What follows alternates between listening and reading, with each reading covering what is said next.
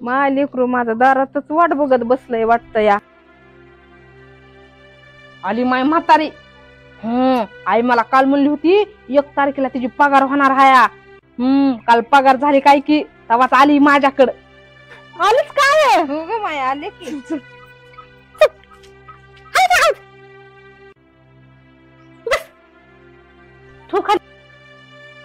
मग बरं आहेस का? हो बाय जरा खराबच दिसायली. झालंय जरा शिट पर ती जाऊ दे. आहे काल तुझी पगार झाली असं. काय की ग माय ते घोटाळा झालाय म्हणून पगार झाली नाही माझी. पुढल्या महिन्यात होणार आहे ग माय. पुढल्या महिन्यात होणार वर तोंड करून कशाला आलीच माझ्याकडं. फुकटचं खाया सगळं येतेच माझ्याकडं. लय माझं नशीब बेकार.